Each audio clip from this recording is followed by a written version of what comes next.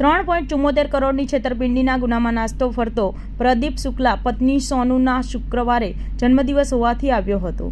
Police ત્યાં મહેમાન બની ગઈ હતી અને પોલીસે ગિફ્ટ આપવાને બહાને પહોંચી હતી. ત્યારબાદ પ્રદીપ શુક્લાએ 3.74 કરોડની છેતરપિંડીના ગુનામાં નાસ્તો ફરતો પ્રદીપ શુક્લા પત્નીનો સોનુનો શુક્રવારે જન્મદિવસ હોવાથી આવ્યો હતો. પોલીસ ત્યાં મહેમાન બનીને ગઈ હતી અને પોલીસે ગિફ્ટ આપવાને બહાને પહોંચી ગઈ હતી. ત્યારબાદ પ્રદીપ શુક્લાને ઝડપી પાડ્યો હતો અને કોર્ટમાં રજૂ કરી કાયદેસરની કાર્યવાહી હાથ ધરી હતી.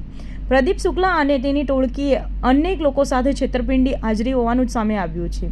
જોકે વધુ તપાસ થાય તો પ્રદીપ અને તેની ટોળકી સામે વધુ નાણાંની છેતરપિંડીના કેસ નોંધાય તેવી શક્યતા રહેલી છે. પ્રોડ્યુસર પ્રદીપ શુક્લાને શનિવારે ઇકોસેલે પકડી કોર્ટમાં રજૂ કર્યો હતો. કોર્ટે તેને 6 દિવસના રિમાન્ડ આપ્યા છે. મુન્ના શુક્લાએ રાડો ગુજરાતી ફિલ્મમાં રોકાણ કર્યું હતું. આ ફિલ્મ ફ્લોપ થતાં 16 કરોડનું નુકસાન થયું હોવાનું પોલીસ સમક્ષ રટણ કર્યું હતું. છેલ્લા 1 વર્ષથી આરોપી મુંબઈ અને અમદાવાદમાં છુપાઈને રહેતો હતો. આ ગુનામાં 5 આરોપીઓ પકડાયા છે. હજુ તો તેનો 10% પાર્ટનર ધનંજય ભાગતો ફરે છે.